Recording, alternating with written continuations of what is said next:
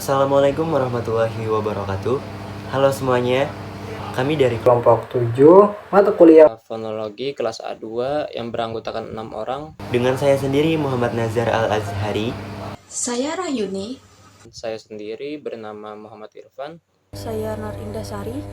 dan saya sendiri Yahya Nur Maulidan.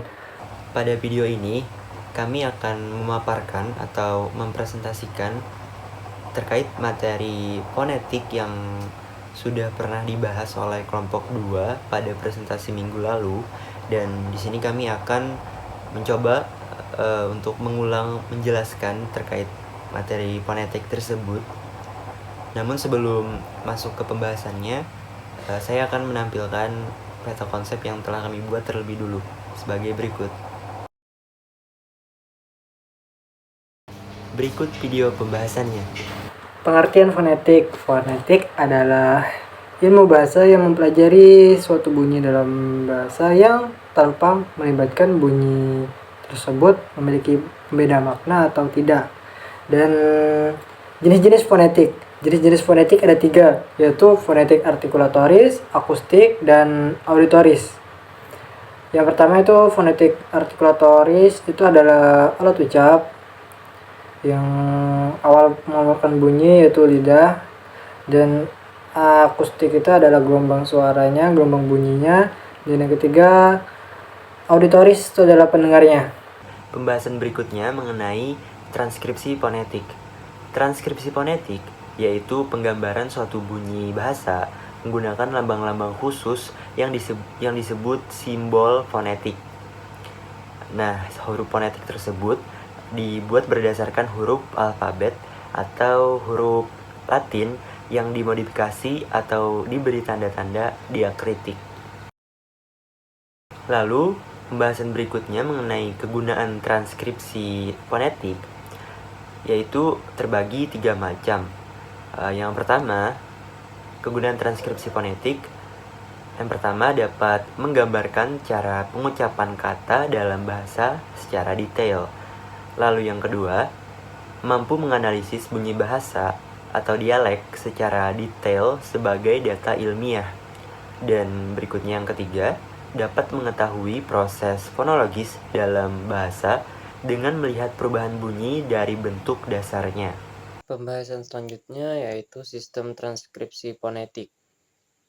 Dalam sistem transkripsi fonetik terbagi menjadi 4, yaitu International Phonetic Alphabet atau yang disingkat IPA. IPA adalah sistem transkripsi fonetik internasional yang digunakan oleh para ahli linguistik. Yang kedua yaitu Americanist Phonetic Alphabet. Sistem ini dikembangkan oleh ahli linguistik Amerika untuk mentranskripsikan bahasa Indian Amerika. Yang ketiga yaitu UPA atau Upton Phonetic Alphabet. Sistem UPA dikembangkan oleh Clifford H. Prater dan Betty Wallace Robinett. Dan yang terakhir yaitu DISC atau Dialek Instruksional Seluruh Indonesia Cakupan. Sistem transkripsi fonetik bahasa Indonesia berdasarkan dialek instruksional yang digunakan dalam sistem pendidikan di Indonesia. Contoh transkripsi fonetik dalam sistem IPA. Contoh katanya sejuk. S dilafalkan seperti bunyi S dalam kata Senin. E dilafalkan seperti bunyi E dalam kata elang. J dilafalkan seperti bunyi J dalam kata jurang. U dilafalkan seperti bunyi U dalam kata udang. K dilafalkan seperti bunyi K dalam kata ketik. Mengenai contoh transkripsi fonetik dari slogan beberapa iklan televisi nasional. Yang pertama adalah iklan Marjan dengan slogan Sambut Hari Kemenangan bersama Marjan. Transkripsi fonetiknya yaitu pada kosakata yang pertama sambut ditulis seperti apa adanya. Yang kedua sama juga ditulis seperti apa adanya kosakata hari.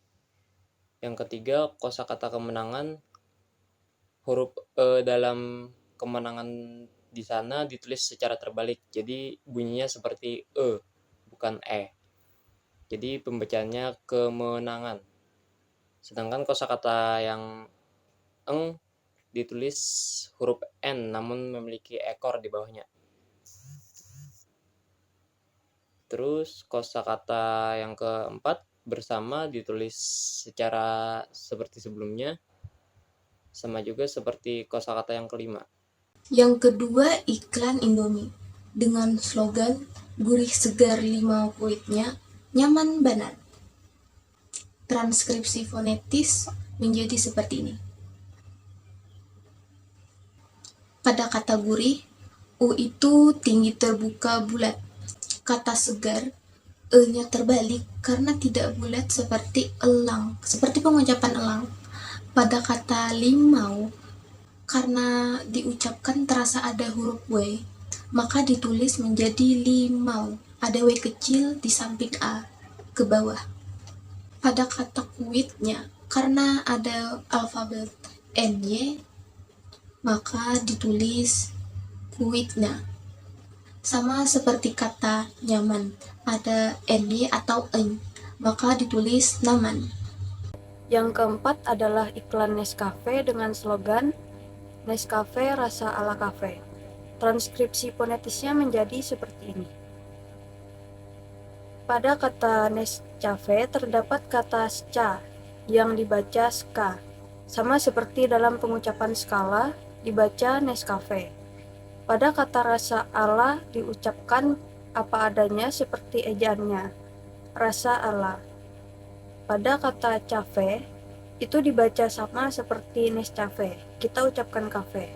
Selanjutnya kita mentranskrip iklan tersebut, yaitu Bejo Jahe Merah yang berslogan Bejo Jahe Merah ambiar angine. Lalu kita transkrip menjadi Bejo Jahe Merah ambiar angine.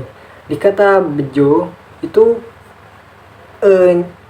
di kata bejo E-nya itu dibaca kata menjadi bejo, dan di huruf J diubah menjadi simbol D3. Seperti itu. Jadi kan bejo, E-nya tuh jadi E, makanya tuh E-nya terbalik, jadi dibaca E bukan E. Kalau E itu E biasa. Jadi selanjutnya di kata jahe juga di bagian huruf J sama seperti bejo diganti simbol D3 seperti huruf 3 seperti itu. Jadi jahe. Nah di bagian E ini biasa bukan E tapi E karena jahe. Selanjutnya kata merah. Di kata tengah tuh kan ada tanda petik tuh. Waktu di iklan dia menyebutkan ada kata menekan merah. Jadi seperti itu. Makanya ada tanda petik di atas simbolnya. Selanjutnya di kata ambiar itu Y-nya diubah menjadi J, menjadi amjar. Simbolnya seperti itu. Ambiar menjadi amjar, itu simbolnya. Selanjutnya kata angine, angine. Di iklan tersebut A-nya itu ditekan, angine, angine. Nah NG-nya itu jadi simbol N berekor, itu eng, angine, eng. Nah E-nya itu biasa jadi angine, seperti itu. Nah, begitu saja penyampaian atau pemaparan kami mengenai contoh transkripsi fonetik dari beberapa iklan. Semoga dapat dipahami dengan baik. Apabila ada kesalahan dalam pengucapan, kami minta maaf. Terima kasih sudah menonton. Akhir kata kami ucapkan Assalamualaikum warahmatullahi wabarakatuh.